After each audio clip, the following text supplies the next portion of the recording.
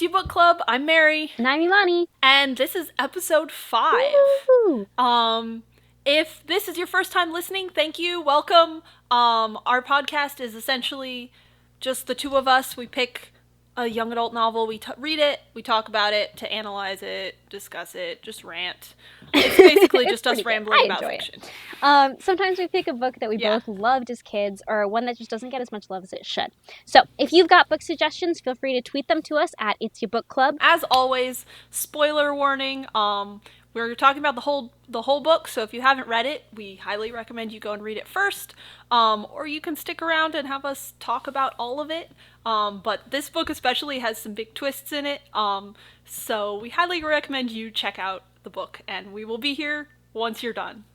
The book that we read this month, The Bone Houses by Emily Lloyd-Jones. Super recommend that you read this book. I thought it was pretty quick. I feel like I read it really fast. Without further ado, let's get into it. Okay, so Emily Lloyd-Jones is a pretty average girl, grew up in Oregon. She's played in the forest a lot, so that kind of plays into some of her descriptions of it, and just you get this childhood fondness of it. What was interesting about the book is that she describes it as being historical fantasy horror. Yeah. Which I don't know. I didn't think of it as horror when I was reading it. Not that I feel like I've read a couple of horror books. Or I've read a couple of books that were thrillers, and then when they were made into movies, they were turned into horror movies. Yeah. So I was oh, okay. But this one was just kind of action adventure. Yeah, in my it opinion. doesn't feel like horror. It has things that could be scary, but it doesn't lean into making them scary for the reader. I think is the thing. Yes, absolutely. Mary, would you like to give us a summary? Yes. So The Bone Houses is set in sort of, I don't know if it's technically Wales, it's very much based on Welsh folklore. A lot of Wales references. Yeah. But we meet Aderin, who is known as Rin. Her father's a gravedigger, and she sort of follows in his profession. Right from the start of the book, we see she's kind of a wild child. She's drawn to the forest. Right. And she encounters, at a young age, this bone house. Essentially zombies, skeletons, undead that don't stay dead. It has a lot of, almost literary folklore vibes, even though it's a very recent book. Yeah. Which I think is really interesting, and we can talk more later. So we're introduced, basically, to Rin, who's a gravedigger in this town, where the dead don't like to stay dead. But she's starting to get out of work, because a lot of people are burning their dead now, as they're worried that the dead will come back to life. And a lot of people are leaving the town. And there's not many people left. There's not really a source of income. She is worried about providing for her brother and sister, and it seems that recently the bone houses are wandering closer to the village than they have been before. Before, they've always stayed in the forest, but more recently they've... Like good little bone houses. Yes, and when they're in the forest, it's sort of a people don't normally go in there, just leave them alone and they leave you alone. Mm-hmm. But she's concerned that they're getting more aggressive. Soon after, we're introduced to Ellis, who's a young map maker who's gotten lost. I love Ellis. He's sort of quiet, a little bit nerdy, trying to figure out where this town is that's on his map, but his map is wrong. Which is why he's which is why I should be a map maker, because people are gonna die. Yeah. It's wars are lost over maps. Yeah. Yeah. So he's out camping in the forest, lost, when he is attacked by one of these bone houses. He has no idea that they exist. Basically, only this town of Cauldron has this problem. Right. And pretty much Rin is the only one who knows that it happened. Yeah. Well, everyone kind of have sort of forgotten about the old magics that used to live in this land and are kind of oh, that's just a myth. Maybe Rin's not actually telling the truth about the bone houses. We don't really know what's up. She's a wild child. Yeah, she's kind of weird. She's lost her parents, so she's a little upset. Maybe it's something like that. But anyway, Rin saves Ellis from the bone house, one of these bone houses that's attacking him. And that's how they meet. And she brings him back to the town and stuff. We get some backstory about Rin's father, who was a gravedigger before this, and was hired to go and explore these abandoned mines to see if they were safe. These copper mines that used to be the town's income, and he didn't come back, Right. which is why Rin is sort of the main provider for the family. Mhm. This is also why her family's in debt to Anon. Yes. I believe that's how you say it, who's sort of the in charge of the town. right, yeah, one of the like lords or whatever of the kingdom, or like minor lords. Like Yeah. it's not super important. He's just in charge of one town. Right, right, yeah, and he won't give them their cut of their dad's paycheck because like for doing this task because he isn't proven dead. So they're like, Yeah. he disappeared. He probably just ran off on you, and like I'm not getting my money back. I'm sorry, I'm not giving you that money until like he comes back or we know he's dead. Yeah. So, he's kind of a jerk. This is established. He's All gonna that to take their say. house if they don't pay him soon. And Rin's brother kind of is like, we should just move, we should just leave. Right. But she has a lot of ties to this house and her family and all that sort of stuff. We find out Anon is taking down the iron fence that has been built to protect the town from ancient magic creatures, because in the past there were various folklore creatures that were supposedly repelled by iron. But he is selling that, and Rin, of course, Right. is very worried that the bone houses will come back because of that and attack the town, and there will be no defense. Ellis, who's sort of new to the town, doesn't know what's going on, asks her, like, okay, so what are the bone houses? And basically we get the story of how the bone houses came to be, of the other king, this sort of Fey king long ago who was defeated, and had this cauldron of rebirth that would bring creatures back to life. And he was defeated long ago and left this land. But more recently, a wanderer discovered this cauldron of rebirth and sort of used it to become rich, to bring people back to life. He brought his wife back to life. And kings from all over came demanding he give them this cauldron to make their armies immortal and all that stuff. So he fled to the ancient Castel City, which is this sort of where this other king, this Fey king, used to live in the heart of the forest, and hid there with his wife and child. But a thief came and tried to steal the cauldron, killing the child by accident. And I don't think it was him. I think it was the woman, the mother, cracked the cauldron. Yes, Somehow the cauldron she like was dropped cracked. it or something. Yeah.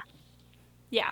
But this cauldron of rebirth was cracked and the water within spilled out and went into the water source of this land in the mountains. And that is why the bone houses come back to life, is because some hint of this magic of rebirth is bringing them back even after all this time. So it can like kind of bring them back to life, but not really. It's like you just like are this weird existence of like being a zombie. Yeah. Yeah, and so but they're more skeletal than zombies. Yeah.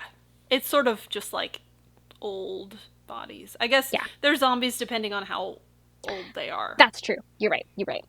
Yeah. But so this happened more recently, about like what, 20 years ago? 20 years ago. Mm-hmm. Yeah. And so this is sort of established. Rin has heard these stories. And that's why the bone houses exist, essentially.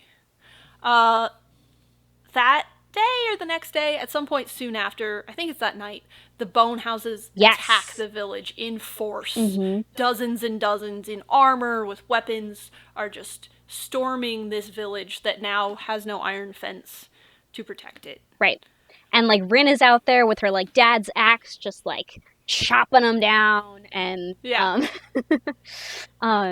and just all hell is breaking loose in this town. They're like boarding up the doors. Ellis is helping Rin and her family. Yeah, Ellis is trying to help. Something we have established about Ellis at this point is he has some old injury in his shoulder, so he's not crippled exactly because it's his one arm, but like he can't do a lot of professions Right. that an ordinary young man could because he only really has use of one arm. And so he's definitely not the warrior type. He's sort of No. does a lot of like, I'm trying to help, but Which like, is why map making. yeah, because it allows him to travel, but he doesn't have to like hurt his arm. Right. But they barricade the house. They realize that their uncle, their kind of no good uncle that took a bunch of their money after their father died, came back. And like, as right. And like he like left into the bone forest house. and like they haven't seen him, and then he comes back as like a bone house. Yeah. So he attacks their house during the night and they barely fight him off and they're kind of like, oh, he came back. But after this attack, and Rin's sort of desperate for money, doesn't know what she's going to do to protect her family, decides that she will take Ellis into the mountains as he's requested. He wants to map the mountains because no one has ever done it. If he pays her in return, and then she can pay off Anon, and hopefully her goal is to find the Cauldron of Rebirth and destroy it, hopefully therefore getting rid of all the bone houses. And on top of this, because the uncle came back, Anon is now threatening to like send the kids to an orphanage because their only living caretaker, who was the uncle, is now proven to be dead. Because before they were like, oh, he just like went into the big city to get more money and he's coming back. And he was the one who borrowed money from Anon in the first place. Which is why they're in debt. Right. Like he's the gambler and like also now useless. Yeah, he's kind of the worst. Kind of the worst.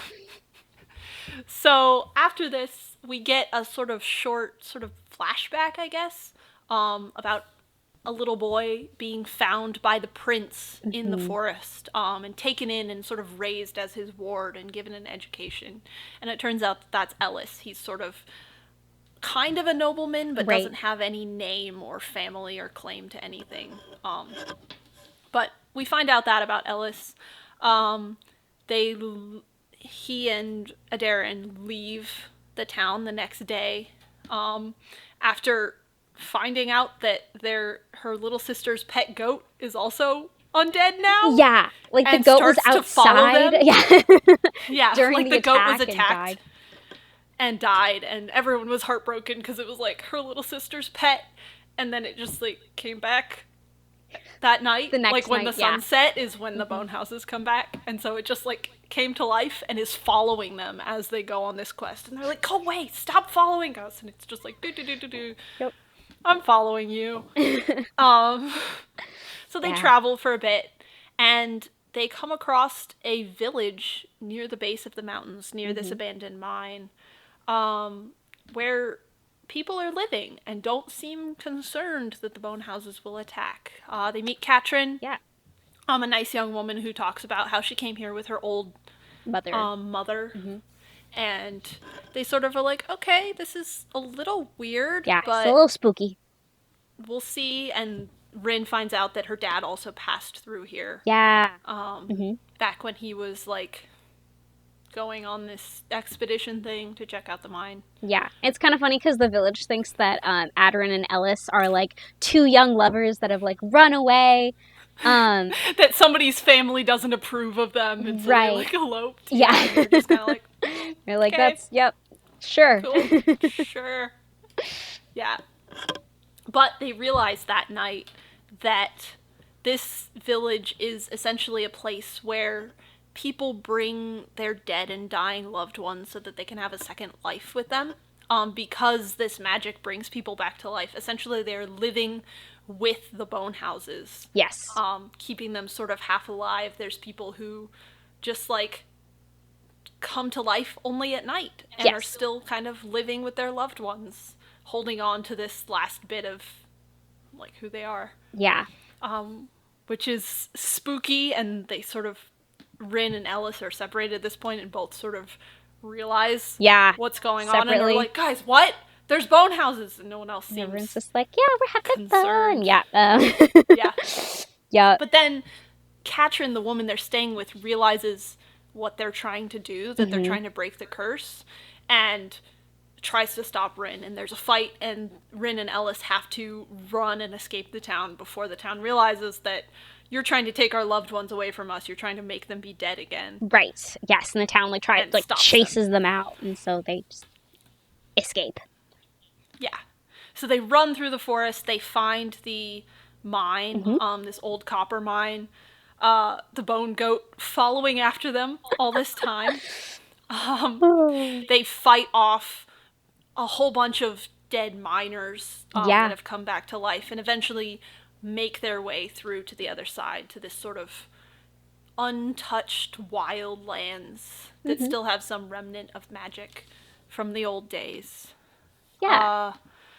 Yeah, which it's such a cool setting. Like once they get there, it's so like peaceful and Yeah, weird. and whimsical and just kind of like, oh, wow, like like a very like beautiful oasis Yeah, kind of.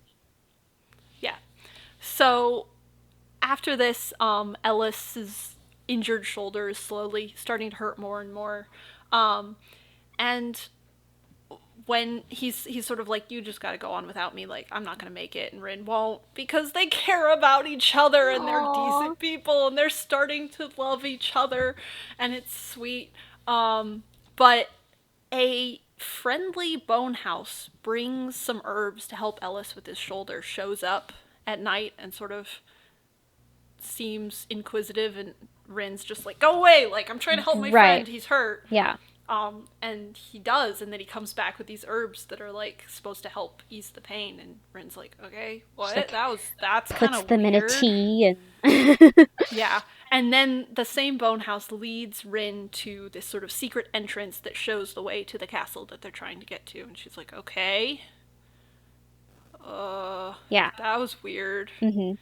And when she gets back to camp, because she left Ellis there, she finds the other half of this broken, like, carved love spoon, like these intricately carved spoons that his father used to make for his wife. Her father used to make for her mother. Yeah.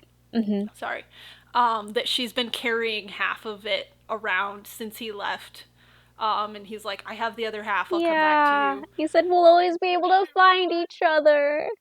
Yeah, and so, like, the whole story, she's been carrying this around in her pocket, like a reminder of her father, and then she finds the other half, and she realizes The that bone that was her house was father her who's helping her. dad. Yeah. Which was really sad and cool.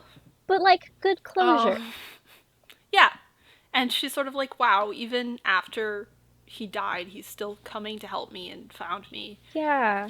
Which is kind of giving them a little bit more understanding that like not all bone houses are bad. Yeah, they're not just like raving monsters. It seems like they start to put together that the bone houses act in death a lot like they did in life. The ones that attacked the town were soldiers. They were supposed to, like, their mission when they died was to attack this guy who had the cauldron and get the cauldron. Right.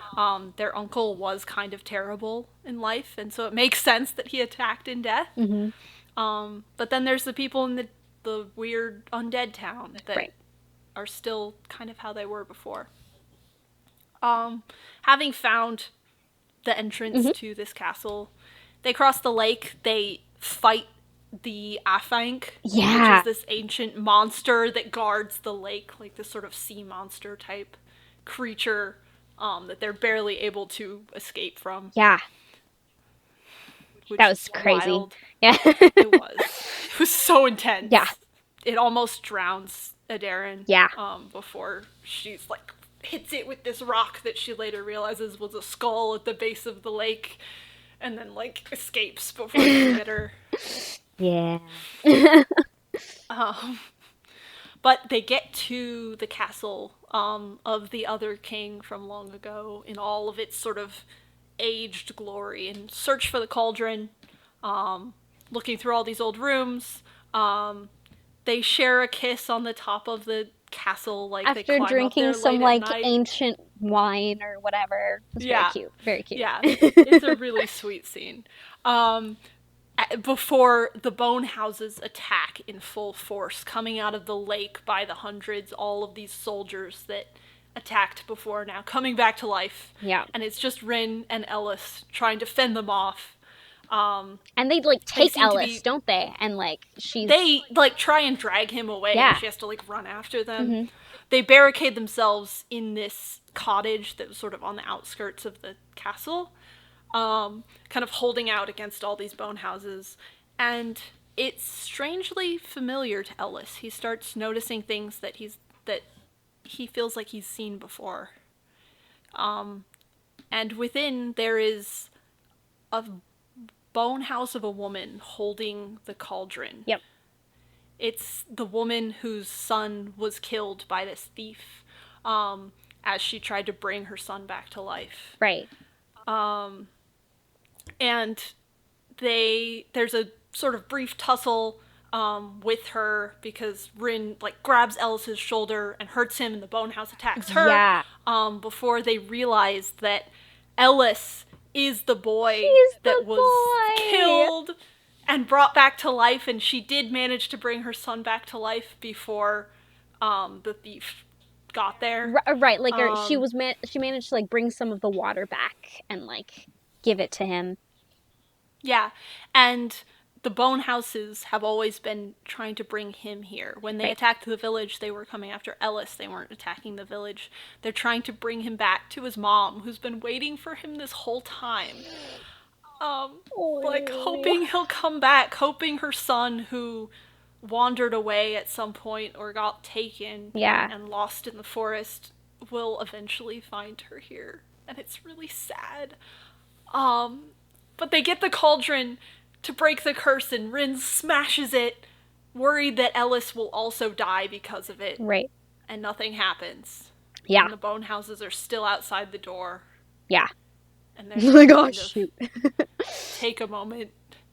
And then they realize that it wasn't the cauldron that was keeping all the bone houses alive. It was his mom who was and her love for waiting her for son. him and hoping that he'll come back somehow, and that was what was keeping the bone houses alive and sending them out. And so Ellis reunites with his mother. Yeah. Kind of. I mean, she's kind of dead. But right, but she still, they have realizes this, him. sweet moment. Yeah. And she's like, Ellis, no, it's your mom. And it's very good.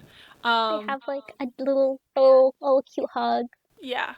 And that's finally what breaks the curse. And his mom is able to let go, and the bone houses are just ordinary skeletons again. Yeah. After that, Rin buries the bodies of all of these ancient warriors. She buries the bone goat who has managed to undead. Stay with them this whole time. Yeah, and fought off all of these bone houses to protect them. Ellis sort of reconnects with his past, and then they go back home. And all sorts of different stories spread about how the bone houses were defeated. All sorts of absurd ones. One about a goat. Yes, and how the goat broke their curse. Yeah. But in the end, Rin gets to stay in her house and with her family. Ellis decides he is going to map the area with Rin's help. Mm-hmm. And it's like a little happy ending. Yeah. Yeah. And Ellis threatens Aenon and is essentially like, hey, I know the prince. Stop being terrible. You guys can open the mine again. Right. Because the curse is broken. Right. And just lay off these kids. And then...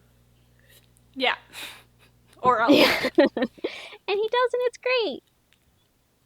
Yeah. So that's essentially the summary of the book. It's so good. It's so good. All right, so now's the time where we like to we want to thank our sponsors, but we don't have any yet. So if you would be interested in sponsoring us, then feel free to DM us on Twitter. It's at It's Your Book Club. If we haven't said that, at It's Your Book Club. If you would like to sponsor your book club. Please sponsor your book club. That'd be wonderful. But until then, we have these wonderfully, not super thoroughly prepared, themed ads for you. So our first sponsor for this episode is Sary's Jam. Have you ever needed something to barter with, needed something to, like, is there something that's not working in your house? Well, Ceres jam is perfect for giving to your neighbors so that they will fix your roof.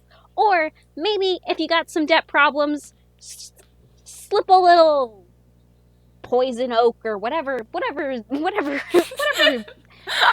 isn't great for humans. Poison oak kills people. Because it kills people. It gives you a rash. Oh, I mean, we don't really want to kill people. We just want to make them uncomfortable. No, that's so just true. like That's slip true. that You in can't there. endorse killing people. It's pretty simple. The recipe is like anything you can find in a forest, right? All organically sourced. It is hand-picked by it's a family-owned business, hand-picked by the older sister, and just this jam is just so ethically produced that it really speaks to the jam world, you know? Like it's made by a 10-year-old who really should be in school, but is making jam for you. So please go out and buy some Ceres jam, give it to your neighbors. Maybe it will prompt them to prompt them into random acts of kindness for you.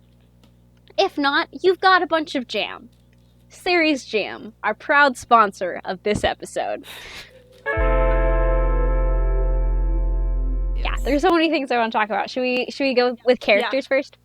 Yeah. Like, some of them we already talked about, but talk about the main ones. Yeah. I mean, there's like 3 or 4 main characters. So Rin, who is like, she like inherited from her father this like deep, so like a couple of years before her father died and before she like was like, she was old enough to be like digging graves and like taking care of like killing bone houses and like going off into the forest. Like, she had these really good 2 years with her dad where he like taught her the like significance of burial and like the like dignity that like that the dead deserve, and how like people need that closure. And so like she's just like so to her the bone houses are like wrong because it's like a desecration of death, which is like meaningful. Like, to her the dead are supposed to be able to rest peacefully, and then they're being brought back by this curse and they can't. Right. And her dad had this sort of like human pity of like he wasn't afraid of them. He was more of like this isn't what they were meant to, like this is like sad and like you should pity them. And so Rin wants to like not only help her village from being attacked, but also help them by putting them to rest finally. Yeah. And Rin's like, I think I really like her as a person. Like, she's very matter of fact and kind of stubborn, but she's also just like comfortable in her own skin. And she's like, this is who I am. Like, it's fine. The best quote describing her, it's one of my favorite quotes. Ellis, soon after he starts getting to know Rin, describes her, like in his narration says, she was beautiful. She was like the ocean. Beautiful with enough salt to kill a man. And I loved that part. I was like, wow, goals. I want to be like that. Yeah, it's the highest of praise. Like, oh my gosh. Yeah. She is, though. She's very fierce. She is absolutely like certain that she is dead set on like saving her family, and like nothing else matters more than that. At like times where she is like about to give up, she just remembers her little sister, who was very young when her mom died, and so like barely even remembers her, and like that just like fuels her, like just like gives her enough courage to get through anything. And she's like, I can't die here because like I have to get back to like my brother and sister. Yeah, there's some point where she's like, I wonder, like, if I do die, I'm still gonna do this thing. Like, she's realized that the bone houses kind of do what they did in life, and she's like, even if I die, I'm still gonna find a way to fix this. Yep. Her resolve is pretty intense. And then there's Ellis. Ellis, I definitely resonate with Ellis because he's more of this, like, wandering soul kind of. He knows that he doesn't belong with the prince in his like in that lifestyle, but also he like is like rubbish at like camping and like he's like this is not better than being at the royal family, but like he just doesn't feel like he fits in, and he's searching desperately for his family, and that's one of the reasons why he goes to this area, is because he's looking for a town that Yeah. maybe lost a boy.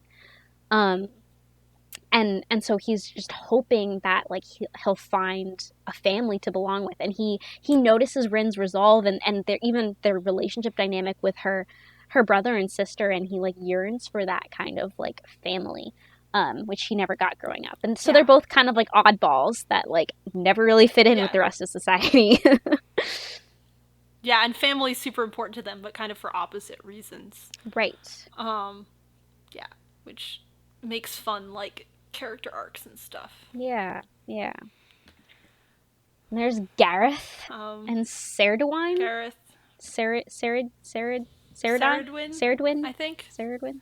I think so. Yeah. All these Welsh names. Yeah. Who, it's her brother and sister. Her brother's very different from her. He's sort of, like, after they lost their parents, he kind of became an adult. Yeah. He's very serious and does accounting and is very pragmatic and practical. And Sari is sort of, like, pretends to be innocent and sweet, but sort of has a, like, mischievous side. She threatens to poison Aegon at one point with her, like, jam or whatever. She does all of their cooking, which is like kind of like reminiscent of the series of unfortunate events, like Three Children. So like the first one's like the innovator, and like the second one's like the like intelligent but like book smart person, and then the third one's the cook. Yeah, you're right.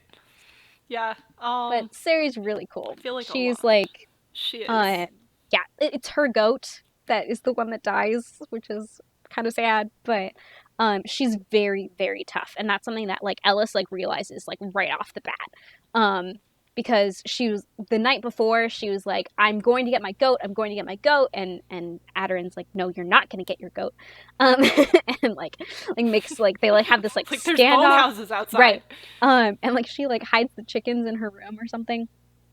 Yeah. But then the next day when the goat's dead, she's kind of like, all right, like that goat was my best friend, but he like notices like really like sadly that like she's someone who's acquainted with loss. Like she's lost a lot in her young life, and so she moves on.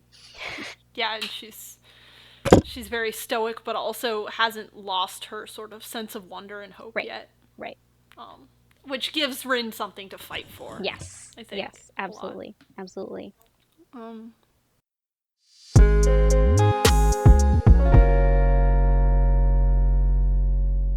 Yeah, so that was the characters. So do you want to talk about different things in the book? Yes. The first thing I really want to talk about is like the whole lore that's laid out of like the entire place.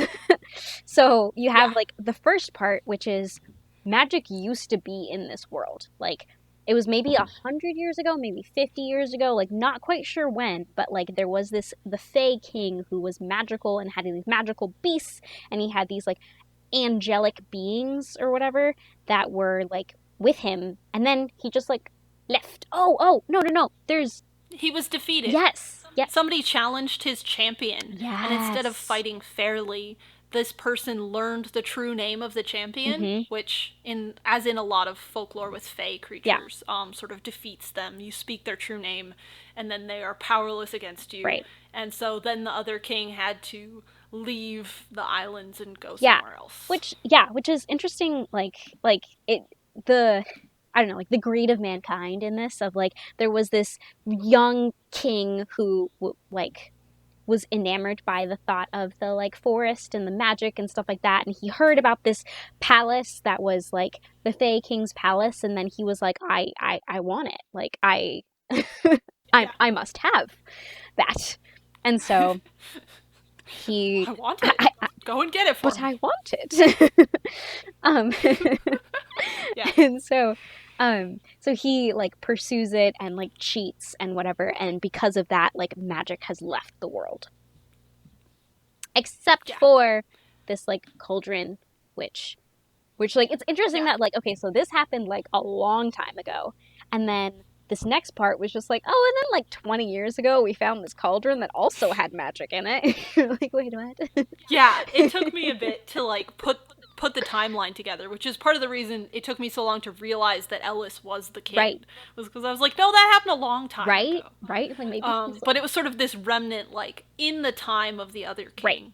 This cauldron existed, but then it was lost and nobody knew what happened to it Right.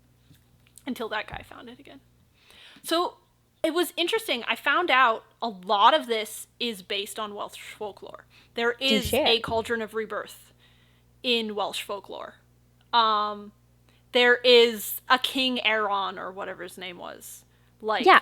a lot of this, the name of the castle is similar to an actual thing in Welsh folklore. That makes so much sense because there is a movie called The Black Cauldron, which is like a kids movie. I have not seen Okay, that. it's a I know about yeah, it, but I haven't seen it's it. a kids movie that like there's this boy who there's super super weird, but there is this boy who is the apprentice to this man to this pig farmer, right? So this boy he doesn't even have a family. He is Okay. the apprentice of a pig farmer. Um and one of the pigs is magical and can like tell the future kind of. And so yeah, Oh, yeah. And so I need then to watch right? this. And so then in this like or like yeah, he's just like magical and goes into this trance or whatever and can like show like magical things in this water bowl. It's super super super weird. Anyway, it's an animated kids movie. I feel like I saw this a lot as a Yeah. kid. Like I watched this movie multiple times and I recently rewatched it. Um anyway, so then he the boy the there's a king that is like kind of undead and like kind of like everything around is like kind of weird and like grotesque and all of his like minions and stuff are bad. And he is searching for this cauldron, the Cauldron of Rebirth. And so the pig, because the pig is like omniscient somehow, knows where it is, and so the king is looking for the pig. So the boy has to go take the pig and like run away. Anyway, and so right, Wow. and so they end up like finding it, and at some point it like requires like a sacrifice or something to like make the cauldron, or he basically raises up an army of like undead and is going to like destroy the world, and then like yeah, it's like pretty bad, and yeah, it's a super trippy weird movie. I would recommend you guys all check Yeah, it out. I've heard it's one of those, like, we watched this as kids Right? kind of Yeah, movies. which like makes sense But I need to watch it because I like that weird it's stuff. also based off of folklore of some kind. Yeah. I was so confused because, like, this new D&D book came out, and there's a magic item called the Cauldron of Rebirth. Yeah, And I'm like, yeah, what? it's a thing. And then that's when I found out that it was a thing. Yeah, man, solid black iron cauldrons. They're magical. It's just, there's a reason they're magic. Yeah, but it's interesting how much of it was, like, their lore in the Yes. story is Welsh Right. folklore. And there's, like, ancient poems and stuff in real life about this, like, powerful fae king and Which all this one stuff. is like crazy because like this girl did so much research to like know all of this Yeah. stuff. Also, is why it's a lot like pretty seamless. Like I feel like I've read other books that had some kind of lore to them, and it's kind of like, okay, like, but like this is just this. Yeah. She didn't write this herself. Like she's like harnessing like Welsh powers. Yeah, and it, like, fits so naturally into this sort of world that you're not sure if it's supposed to be Right. the real world or, like, a slightly magical version Yeah. of the real world. But, like, it feels Yeah, natural. yeah. That they're like, oh yeah, we used to leave offerings for these creatures Yes. in the forest in exchange for them not stealing our Right. livestock. And Right, things exactly, like that. exactly. And there are, yeah, a bunch of different creatures that she kind of goes into discussing of like what they were, and like these are all things that like have been passed on to Rin by her father, um, which is like Yeah. pretty cool. Kind of like leads into the magic a little bit of the world, which is like not super explained, but one of the things that I absolutely love is that the love spoon isn't magical.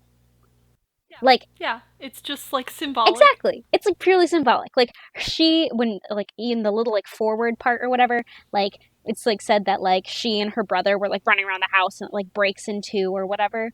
And then when her dad like leaves, he's just like, okay, well, here's half, and I have the other half, and because we have the two halves, we'll always be able to find each other. And it's not like the Yeah. spoon magically glows and like leads them to her dad. And Like, like fits back right, together or exactly. It's anything. just something that she Yeah. keeps in her pocket the whole time, and like it, her dad like shows, or like her dad doesn't even like show her. She just like wakes up the next morning and is like kind of like, was any of that real? And there's like two halves of the And then spoon. she finds the Yeah. other half. Yeah. Yeah, like the magic is very distant from the Right. characters. Like you don't have characters that are using magic to Yeah. fight. They are vaguely competent with Yeah. weapons, but like they're not like I am the chosen one, I'm going to Right. harness this magic or fighting creatures who have magic spells. It's just sort of a nature kind of magic. Like it's part of the world more than it's like a thing you can use. Right. And it's very much just like the remnants of magic are left. Like it's Yeah. there's nothing inherently, and like even in like Rin finds out more and more that there is actually nothing magical like in the thing. So like the iron that she thought was like a deterrent to the bone houses isn't actually like, Yeah. Like it was probably a deterrent to whatever fey creatures lived there before, but the bone houses don't care about iron. They wear iron armor. She realizes later, she's like, "Oh, the cauldron's made of iron. They wear iron. What?" yeah, her whole world just crumbles at that moment, and it's Yeah. yeah, it's crazy. Um, and yeah, and even like the cauldron itself, like when she like breaks it, it doesn't do anything because like there isn't any magic left. It's just like the little like, well, the willpower of the mother, but also like Yeah. it's just like the essence is just around. Yeah, the magic is mostly like in the story for what it drives people to do Yeah. and sort of like this sort of background kind of force more than like throw the ring into the fire and it defeats the Right. Dark Yeah, Lord. exactly. Like, Exactly. Exactly. Which like takes the story from being like your like adventure classic do the things to like more of a yeah, like less tangible type of like discovery story. yeah, it makes it a lot more heartfelt. It makes it a lot more about the people rather than just the things they accomplish that are heroic. Yeah. Yeah, absolutely. Absolutely. Um I think death is like a really huge topic in this book. Yeah, definitely. Like how you deal with death, how Yes. different people respond to loss, Yes. whether they sort of like just shut themselves out or become really tough and gritty or like become kind. Like you see throughout the book Rin like being like, I can't Yeah. handle losing more people that I love. Like, Yes. how do I care about people when I know I'm gonna lose them? Yeah.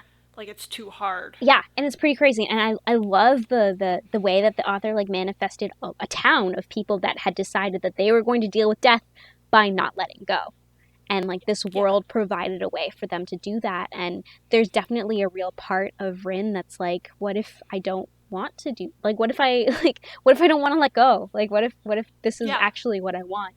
Um and at some point I think she at some point scared about or yeah, she's one point scared that Ellis is dying because like she doesn't really, no one really knows what's wrong with his shoulder, and people in the town assume that because he has a bad shoulder, he's dying from it. And Yeah. They so think he's the one that's gonna die and come back to life as a bone right, house. so that's why they're like, oh yeah, welcome. But she's kind of like scared that like scared of giving in and being like, okay, yeah, like I Yeah. guess I don't want to accept that death like changes things. But also having that backbone from her father growing up of like teaching her the like not to fear death. Like that's one of the first things that like Yeah. he says in like the first chapter is like you don't have to be afraid. But also not like allowing it to exist. You know, like Yeah. making it, accepting it. That's what. Yeah. And like that's like the whole climax of the book is Yeah. like, oh, like I have to let go. Hmm. Like Ellis being like, oh, that's my mom. Oh, Yeah. Like I that's my finally mom. found the only family that I've ever had, Yeah. and I have to let her go. And it makes it so much more powerful than if it was just like, oh, fight this zombie. Right, right. Mm-hmm. Like, oh, they're dead. There's nothing of them left. Like, there is part of them that still, like, she knows it's Ellis. And, like, the people in the town are still Yeah. kind of aware. But you Yes. also, they need to let them go because they're just slowly deteriorating. Yeah, which you definitely see that with the goat character. Like the goat, we see the Yeah. goat die, the goat comes back to life, and then slowly, slowly over the course of the book, the goat starts like smelling kind of funky and like Yeah. is like, Gets more injuries, has a pickaxe yeah, sticking out of it at one point. yeah, yeah. It just like gets like worse and grosser and like just like follows them to the end of Yeah. the earth. And yeah, but like is kind of this representation of this is actually what happens when things die if you don't let, like, they just deteriorate and then they're gross and they're not what like they used to be. um Yeah. which, but I also really like how like will persists even past death. Yeah. So how the people who were on the mission to like kill the thief or like were soldiers of the king or whatever, like that's just like what they were and what they decided to do when they woke up. um but the musician Yeah. the camp, to like, he's at the campfire and just like playing his little flute. um is like, that was the part of him that kept on going. Yeah. I really like how it deals with like grief too, because Yeah, after they defeat the bone houses, like it's not like, oh, and we kiss yeah, dramatically or like everything's fine. Like Ellis just kind of goes by himself for a couple days. yeah. Like Rin works on burying all the bodies, Hmm.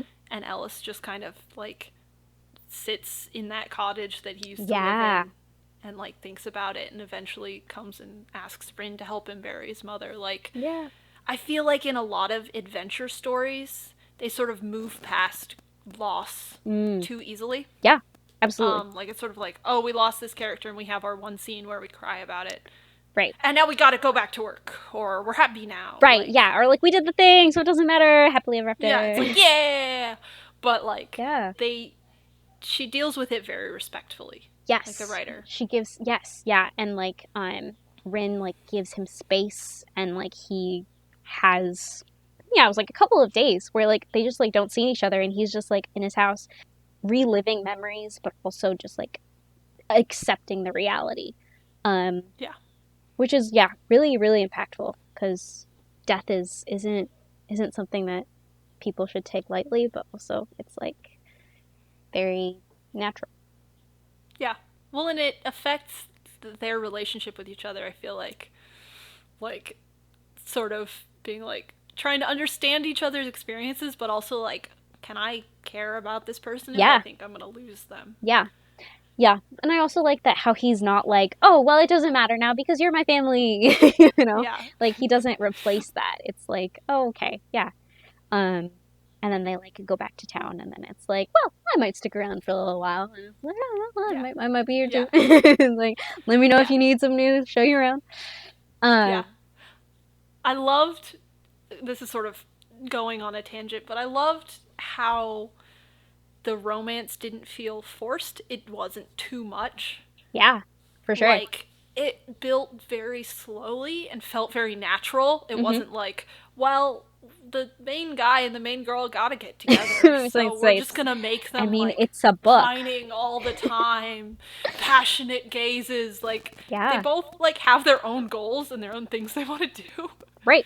but then they're sort of like, oh, Yeah. like, And it's oh, also not like, oh, we like hate each other like from the beginning and then it's like that's the yeah, tension that brings us together. And it's also not like our yeah, goals are in opposite directions and like we've been forced to like work together. Like they yeah, they clearly need each other because like Ellis needs help, or like, yeah, Ellis needs help like getting to this location and Rin needs money.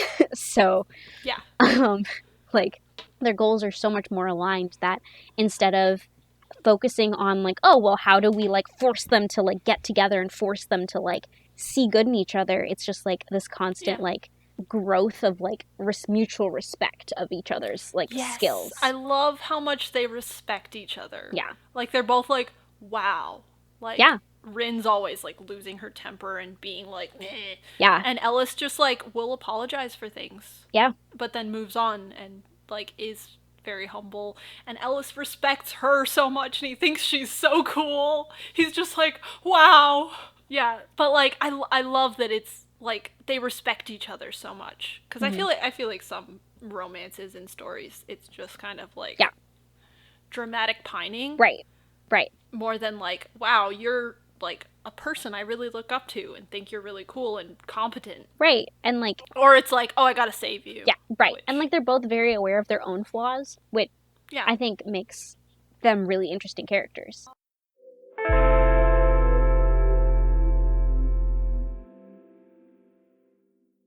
Our next sponsor is the up-and-coming indie band Keradoc and the Mountaineers.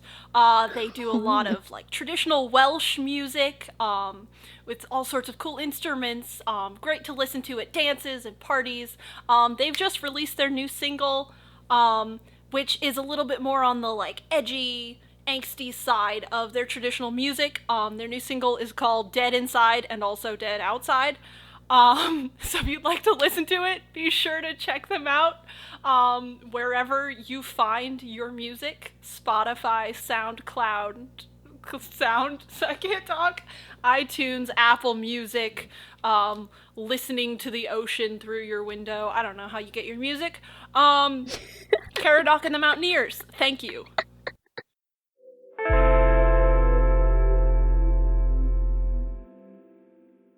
Do we want to talk a little bit about names and identity? Because I feel like identity is a big theme in this. Absolutely. Well, it's established from early on, like, the whole, like, magic of names. Yes. It's not just knowing someone's name, it's pinning down who they really are. Like, their identity as a person. Right. Rin's like, I mean, if my last name was Farmer, is like, that wouldn't tell you much about me unless I was a farmer and farming was my whole life and everything I cared about. Right. Yes. Which is how names of the other folks, the Fae, that's how they work and why they have power, because it's saying, this is exactly who you are. Right. Which I feel like in a lot of lore and stuff, like, there is power in names and words. Yes. And, like, if you can capture something's essence, you can control it. Yeah, and, like, even just, like, you have Ellis, who doesn't have a last name. Yes. And everybody thinks he's a nobleman, but he never gives a last name, and so they're trying to figure out who he is. Like, is he a spy? Yeah. Is he just, like, a rich merchant guy? And, like, he doesn't know who he is either, because he's just kind of, like, this outcast in between worlds, and so he's just gotten used to people sort of waiting for a last name and then not getting one. Right. Right, which I found that so fascinating when he comes into the town and they're like, oh, like, he is a spy, or like, oh, like, maybe he, like, knows the king, or oh, maybe he, like, and he's just like, I'm just here to make maps, but, like, nobody believes him. Yeah. They're like, what are you doing here? What are you know actually here Are you, for? like, a super rich noble guy? Are you, like, the illegitimate son of some rich noble guy, and that's why you won't say what your last name is? Like, there's all these ideas, and that's sort of part of his character, too, like... Yeah. Like, it says so much about his character in so little, and, like, his character arc, even before you know it, is, like, searching for identity and trying to figure out who he is, and then that climactic moment where, like, realizing it is his mother isn't enough, but when he, like, calls her mom, essentially, is when, like, that the curse is broken, is, like, using, in some ways, it's using her true name. Right, yeah. Like, from his perspective as a son, that is her identity to him, and that's how their relationship works. And that's sort of what breaks this curse, is, like, naming someone. Yes, saying the name. Yeah, oh my gosh, I feel like I just put that together. Of, like, he, like, said her name, and, like, it, like, broke the curse. Should we talk about why it's YA? Yeah! This one, 100%. Fits in. For sure. It was interesting. I was talking to my friend about, like, classifying things as YA, and how apparently there's a tendency to classify female speculative fiction authors as writing YA even when their characters are not young adult characters. Interesting. And so, like, at first we were talking about this book. And I was like, I wonder if it's YA. Like, we should do this for your book club.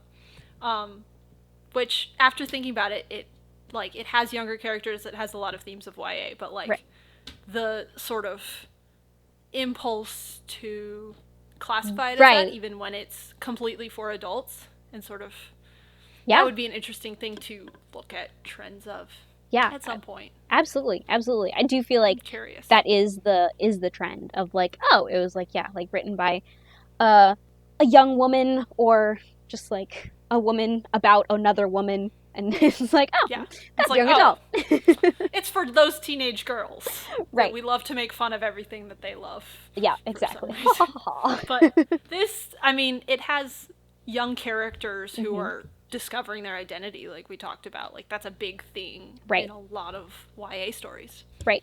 Which they both have arc, but I love that like it's about Ellis and we get it a lot from Rin's perspective. Yeah. Which is not as typical to like YA. Like Rin still goes through like a whole bunch too.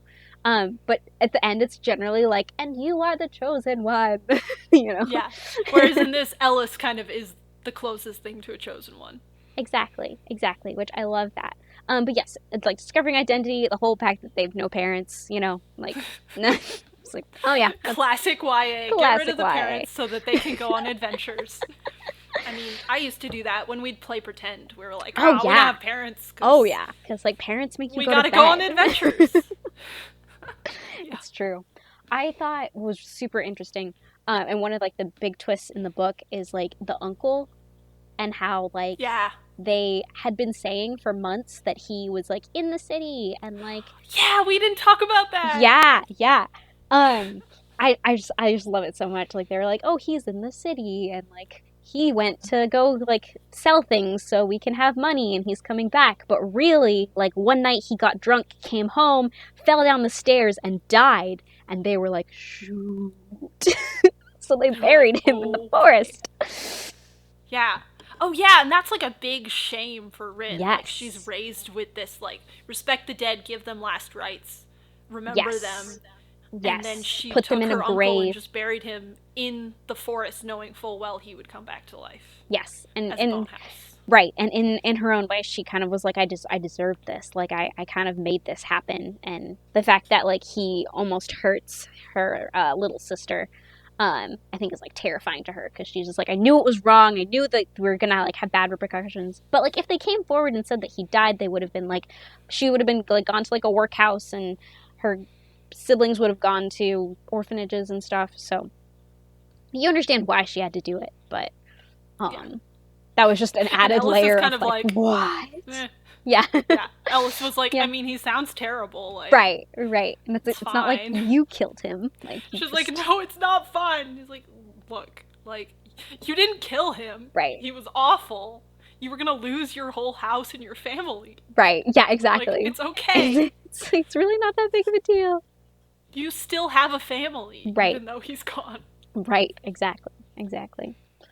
Yeah. Um yeah, oh yeah, and also the whole like fact that like Rin is the only one in her town except for this like old dude who like Yeah. believes in magic and believes in the bone houses. Despite the Yeah. fact that like they have actually been wandering around the forest for like 20 years, people are just like, we don't go into the forest at night, but like we don't know why. Like Well, and they they're know like, why. the forest makes people go crazy. As if Yes. that is a more Yes. reasonable explanation. Then like, oh, there are like undead things in the forest.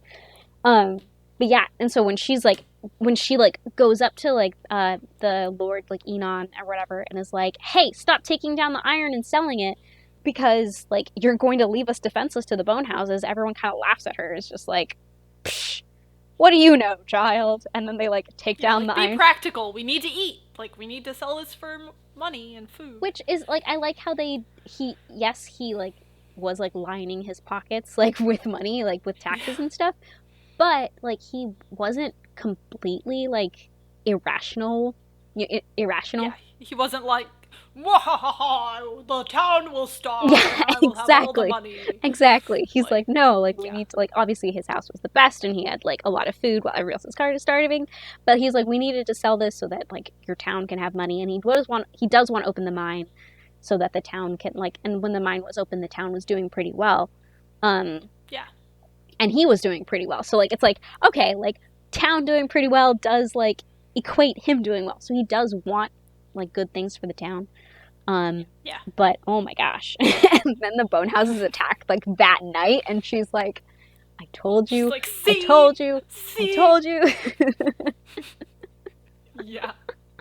I also like the implication that, like, a lot of people just think Rin maybe is just digging up dead bodies and dragging them back into town. Yeah. Yeah, you're like, wait, Like, what? the blacksmith lady, what is it, Morwenna? Yeah. I think, is kind of like, okay, I maybe believe you. Like, Right. do you need any iron to protect your house? But also, like, you keep just bringing bodies here to burn. Right. You're like, what do you do? Like, is this teenager just, like, digging people up? Right. It's like, is it just a phase? Did she murder someone?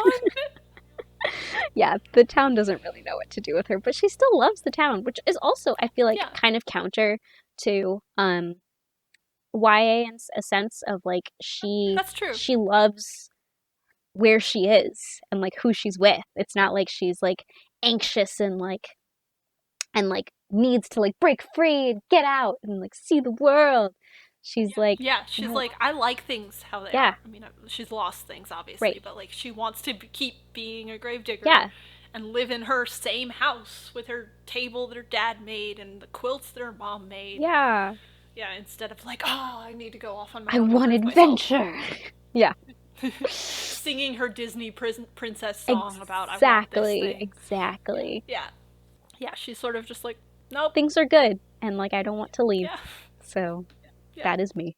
But yeah, I respect that a lot. I think that's pretty cool. And it is not, pictured as much in Yeah, like valuing your family and your community. Like, a lot of more recent YA stuff is a lot about, like, who I am and what I do on my own instead of, like, right, who I do it your for. connections to other people. Yeah, absolutely. Absolutely. Yeah, who I do it for. That's a good way to.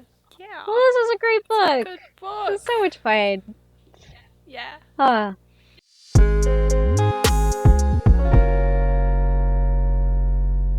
Well, I think that pretty much wraps it up.